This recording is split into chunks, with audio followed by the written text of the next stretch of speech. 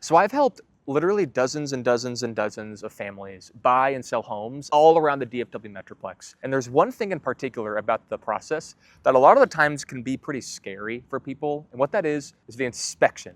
Okay, the inspection. It can make or break the whole thing, or people might think that the inspection, the home's gonna fall apart or something like that. But what I wanna do just in this video is break down the 5 main components of the inspection just to make it, just to add some more clarity to the process for you guys. Because I know going into this, not knowing what to expect is scary enough when it comes to the inspection. So I want to take some time just to break it down. So before we start though, if you are actually looking to buy a home in and around the DFW Metroplex, there's a link in the description where I made a custom GPT that what it does is it actually helps you understand what kind of home you can afford.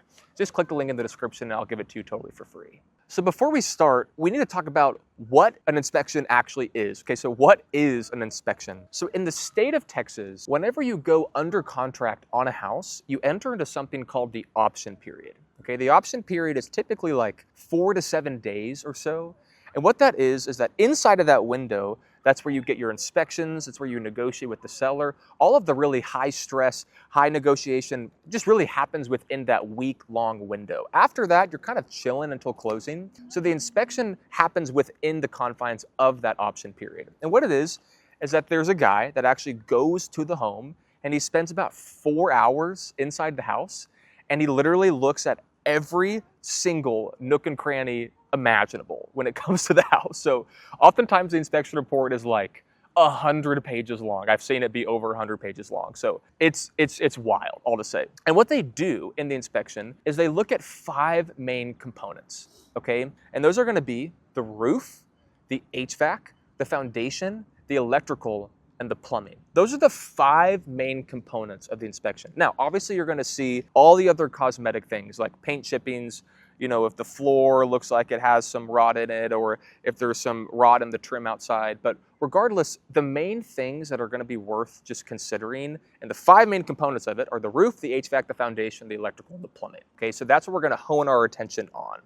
So first, when it comes to the roof, obviously, the roof, it's fundamental to the house, right? So we wanna make sure that the roof is in good shape. Okay. Something about roofs though, in the state of Texas that you might have in your conversation, if you own a home, you might know that you have like a 30-year roof on your house. Or if you don't own a home, what roofers will say is they'll put on 30-year shingles or something like that. We know in Dallas-Fort Worth, roofs don't last 30 years. In fact, like the average time a roof actually lasts without having to get replaced is somewhere between like 7 and 10 years. So because like the average lifespan of a roof isn't the full 30 years of what the roofer might promise or what the shingles might say that they deliver. It's closer to 7 to 10 years. What you find often is that insurance companies, so whenever you are buying a home, you need an insurance. Insurance companies often actually won't provide insurance for a home if the roof age is like more than 10 years, which is kind of wild, right? Especially if you have 30-year shingles.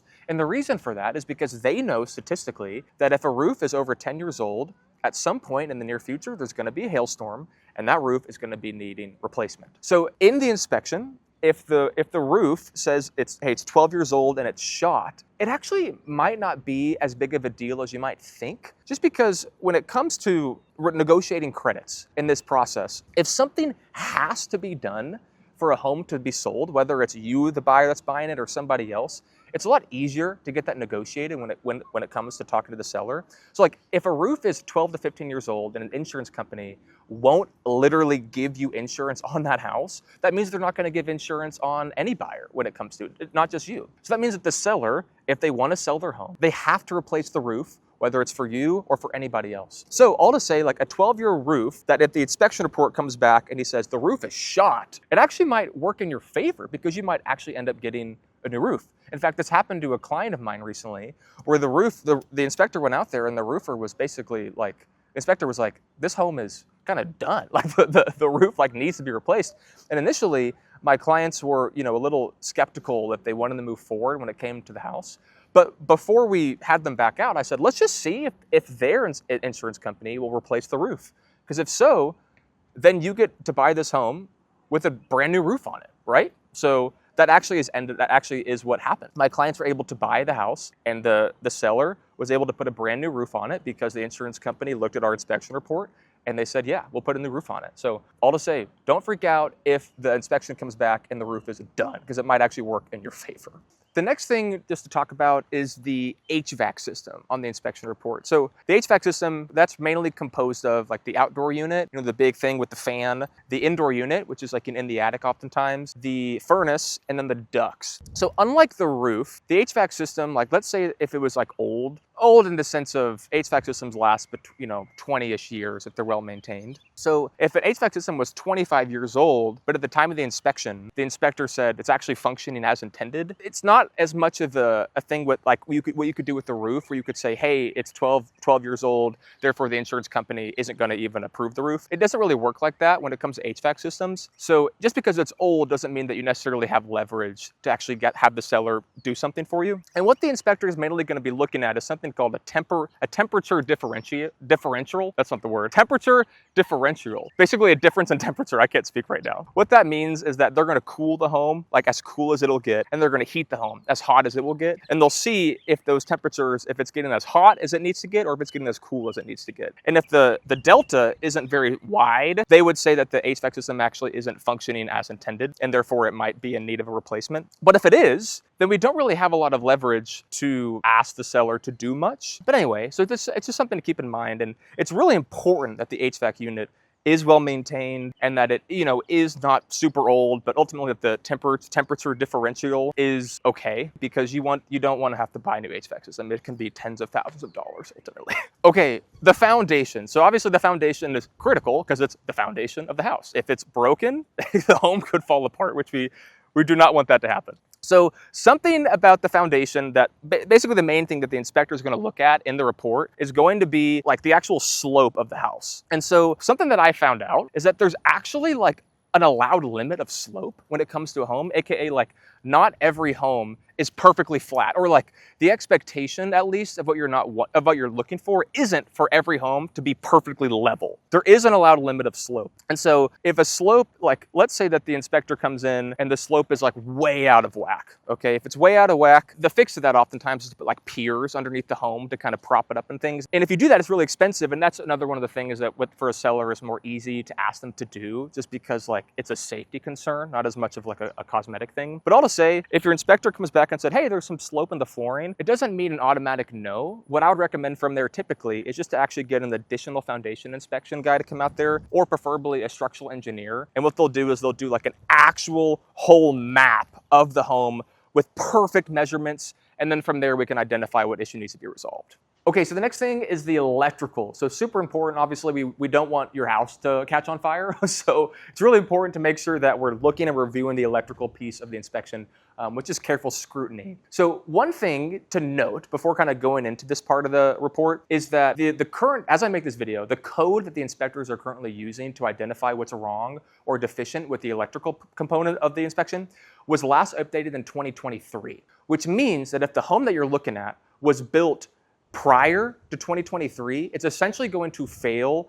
every single part of the inspection report regarding the electrical panel. So just note that if it comes back and literally everything says it's failed, that's not an automatic X. It just means talk with your agent and talk with your inspector to see actually what are the things that are of safety concern and what are things that are just, code requirements. One thing though that I do want to call out is that there is a type of breaker box where the brand is Federal Pacific.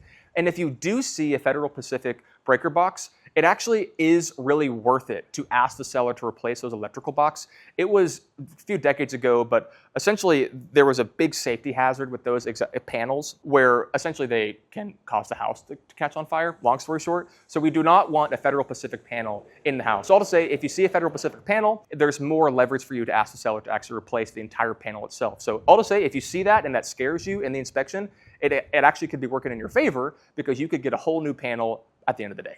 So the last part of the inspection, which is really critical, is the plumbing portion.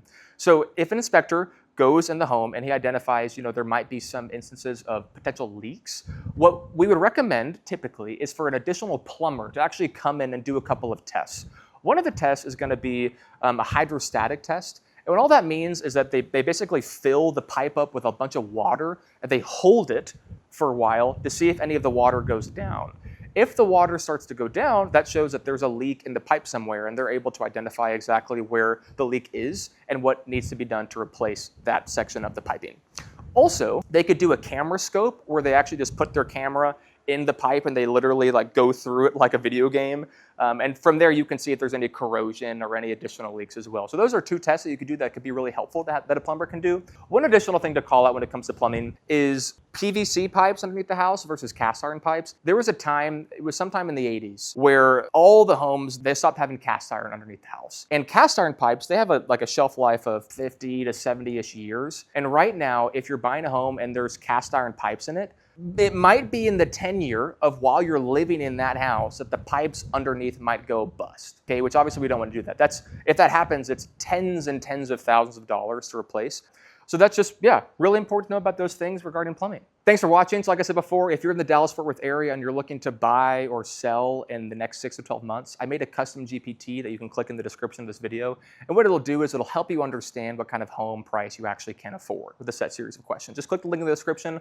I'll give it to you totally for free. Also, if you're wanting to actually work with me and to see what it looks like for us to partner together in selling or buying your house, just click the link in the description as well and we can book a call and I'd be honored to talk to you and serve you. God bless you guys.